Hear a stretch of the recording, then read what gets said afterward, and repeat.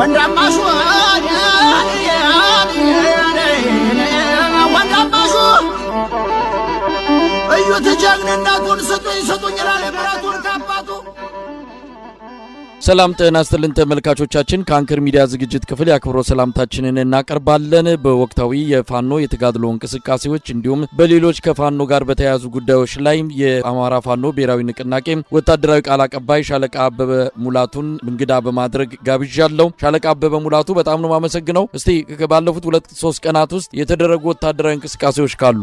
አመሰግናለሁ ጋዜጠኛ መሳይ። በቅድሚያ ይሄንን ቃለ መጠይቅ ለዓለም አቀፉ ማህበረሰብና ለሚዲያዎች እንዳደርስ ስለጋበዝከኝ በታላቁ የአማራ ህዝብ ስም እንዲሁም በድርጅቱ የአማራ ፋኖ ብሔራዊ ንቅናቄ ስም እንዲሁም በጀግኖች ሰማዕታት ስም ላቅ ያለ ምስጋናዬን አቀርባለሁ። በአምስቱም ማዕዘን በጎንደር ጠቅላይ ግዛት በላይ እዝ፣ በጎጃም ጠቅላይ ግዛት ቴዎድሮስ እዝ፣ በወሎ ቤት አማራ ወሎ ጠቅላይ ግዛት ምኒልክ እዝ እንዲሁም በሸዋ ጠቅላይ ግዛት ሳምነው እዝ፣ በወለጋ ቢዛማንሻ ሰይድ እዝ በኩል በርካታ ትንቅንቆች እየተደረጉ ያለበት ሁኔታ ነው ያለ። ሳምንቱን ሙሉ እንደው አብነት እንኳን የትናንትናውን ጠቀስ ሳደርግ በሁሉም ቀጠናዎች ላይ ሁሉም እዞቻችን በእዙ ስር የሚገኙ ኮሮችና ክፍለ ጦሮች የጠላትን እንቅስቃሴ በንስር ዓይን እየተመለከቱ የጠላትን መግቢያ መውጫ እያሳጡት ያለበት ሁኔታ ነው ያለ። ለአብነት እንኳን ጠቀስ ባደርግ በትናንትናው ዕለት የአማራ ፋኖ ብሔራዊ ንቅናቄ ጎንደር ጠቅላይ ግዛት በላይ እዝ በዚህ እዝ ስር የሚገኙ ኮሮችና ክፍለ ጦሮች በጠላት ኃይል ላይ የተቀናጀና የተጠና ወታደራዊ እርምጃዎች በመውሰድ ከፍተኛ ሰብአዊና ቁሳዊ ኪሳራ አድርሰዋል። ዝርዝር ግንባር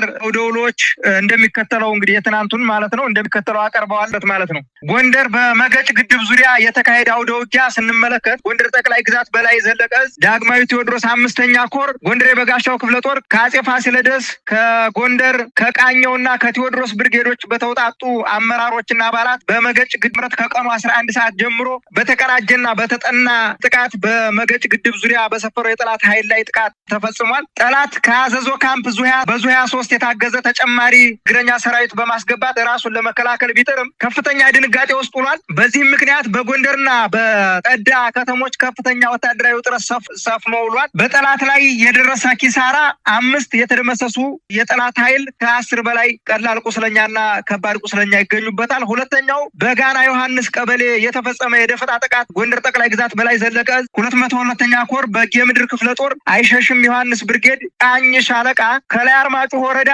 ቆላ ሮቢት ከተማ ተነስቶ ወደ ጋና ዮሐንስ ቀበሌ ሲንቀሳቀስ ነሐሴ 6 ቀን 2018 ዓ.ም ትንኮሳ ለማድረግ ሌሊቱን ሙሉ ሲጓዝ ያደረው የጠላት ኃይል እንቅስቃሴውን ቀድሞ በማንበብና በማወቅ በብርጌዷ ቃኝ ሻለቃ አስተባባሪነት በተጠና የደፈጣ ድንገተኛ ጥቃት ከፍተኛ ምት ተሰንዝሮበታል። ጠላት ላይ የደረሰ ኪሳራ 31 አድማ ብተና እና የሚሊሻ አባላት ሙትና ቁስለኛ ሆነዋል። የተማረከ መሳሪያና ትጥቅ 5 ክላሽንኮቭ 2 የቃታ መሳሪያ ተማርኳል ከነ ተተኳሹ ማለት ነው። 5 የጠላት ስልኮች እንዲሁም ጠላት ሲጠቀምባቸው የነበሩ ስልኮች እና የወገብ ትጥቆች ተማርከዋል። በዚህ ልክ ነው የትናንትና ያለው። ምናልባት የዛሬውን ደግሞ በነገው ዕለት በሚጀም ቀርብ ይሆናል።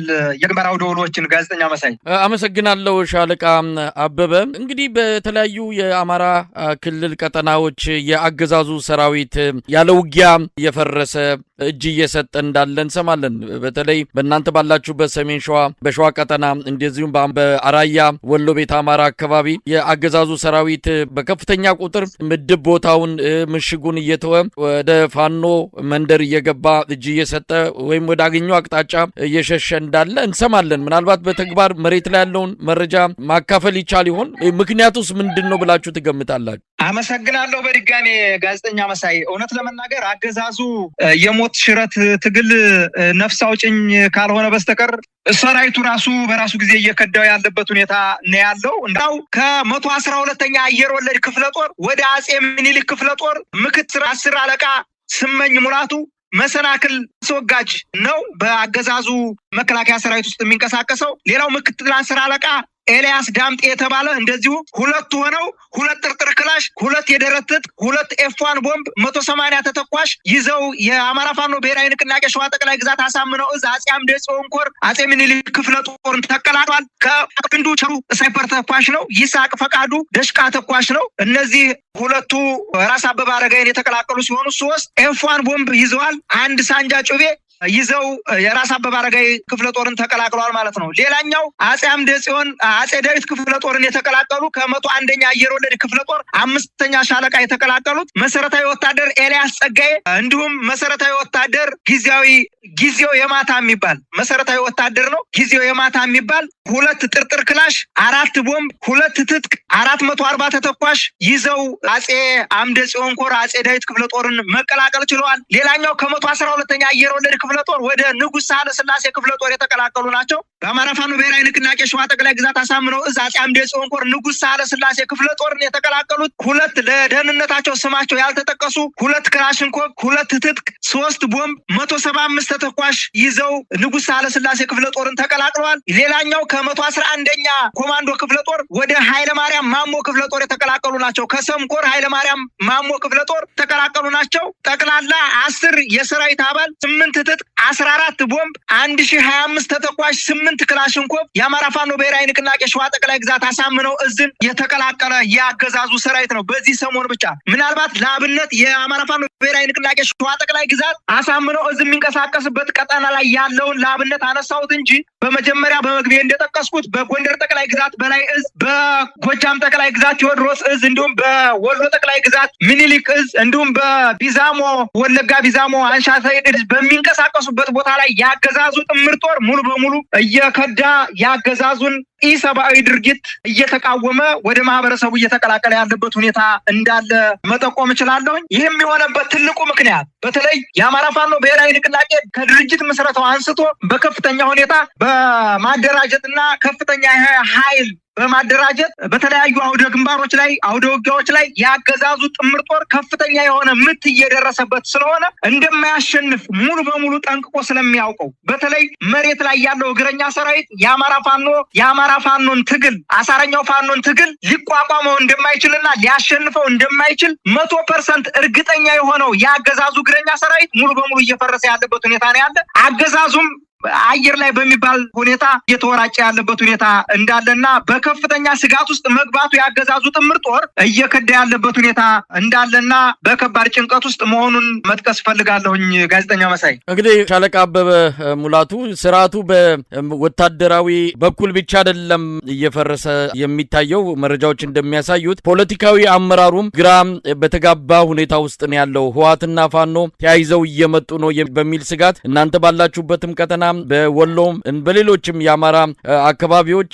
ፖለቲካዊ አመራሩ ወደ አንድ ቦታ እየተሰባሰበ ነው። ገፍቶ የመጣ ኃይል አለ፣ እሱን ተቋቁመን አንዘልቅም በሚል እየተነጋገሩበት ነው ያለው። ስለ ፖለቲካዊ አመራሩ ወቅታዊ ሁኔታ የምታውቁት ነገር አለ? በትክክል እውነት ለመናገር ያገዛዙ የፖለቲካ ኤሊቶች አሁን በከባድ ጭንቀት ውስጥ በከባድ የፍርሃት ቆፈን ውስጥ እንደሚገኙ የምታውቀው በየሚዲያው እየወጡ ኤሊት የምንላቸው ያገዛዙ ኤሊቶች በየሚዲያው እየወጡ የሚነዙትን መርዝ እንደ ማረጋገጫ መውሰድ ይቻላል። እንግዲህ ሻለቃ አበበ ቀደም ሲል እንዳልከው የአብይ አህመድ የተለያዩ የፖለቲካና ወታደራዊ አመራሮች ወጥተው ሰሞኑን በስፋት እየተናገሩ ነው። የእናንተን ከሌሎች ኃይሎች ጋር ተያይዛችሁ መምጣትን ትብብር በሚል በየዕለቱ በሚቆጣጠራቸው መገናኛ ብዙሃን ሰፊ የሆነ የፕሮፓጋንዳ ዘመቻ ነው የጀመሩት። እናንተን ከሀገር ሻጭ ከሀገር አፍራሽ ኃይሎች ጋር ትብብር እያደረጋችሁ እንደሆነ በመጥቀስ ለአማራ ሕዝብም ለኢትዮጵያ ሕዝብም ስለእናንተ በርካታ የሆኑ አሉታዊ መልእክቶችና መረጃዎችን እያሰራጩ ይገኛሉ። እንግዲህ ቀደም ሲል እንዳልከውም ከጭንቀትም ከፍርሃትም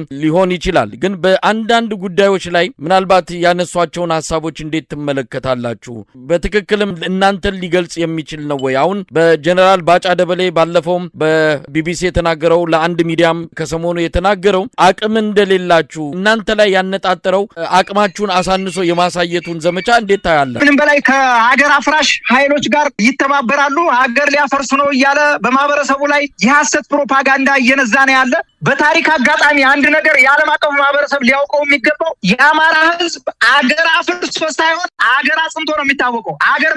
አገር በማፍረስ ሳይሆን በአገር አጽኝነቱ የሚታወቀውን የአማራን ህዝብ ሌሎች የነጻነት ታጋዮችን ሰብስቦ ሀገሪቱን ያጸናብናል፣ እኛ እያፈረሳት ያለችውን ሀገር የአማራ ህዝብ በታሪክ መልሶ በጣሊያን ያልተበገረ የአማራ ህዝብ በታሪክ መልሶ ዳግማዊ ጣሊያን ሆነን የአማራን ህዝብ እየጨፈጨፍን ያለነው የኢትዮጵያን ህዝብ እያመስን ያለነውን አካላቶች ሊያጠፉንና ዳግማዊ የሚኒሊክን ታሪክ መልሰው ሊያመጡብን ነው ታሪክ መልሰው ሊጽፉብን የሚል መወራጨት ስላለ ነው ከፍተኛ የሆነ ስም ማጥፋትና ዘመቻ እያደረጉ ያሉት ከየትም የሰበሰበውን የሀገሪቱን ኤሊት ፎርስ ያለውን አማራ ክልል ላይ ሞጅሮ የሚታገለው ትንሽ ሆነን ነው ጠፍተን ነው ገጥሟል አምባሳደር ሆነ የኬንያ አምባሳደር ሆኖ እዛ ቁጭ ብሎ ስራ መስራትም የራሱን ስራ መስራት ሲገባ የአምባሳደርነት ሚናውን የማይወጣ በተለያዩ ሚዲያዎች ላይ እየቀረበ እውነት ለመናገር አምባሳደር ባጫ ደበሌ ነው ሲናገር ሰምቻለሁ አንዳንድ ቃለ መጠይቆቹን አይቻለሁ ከምንም በላይ በፍርሃት ቆፈን ውስጥ መሆኑን ትልቁ ማሳያ እሱ የተከሰው ነው። ሻለቃ አበበ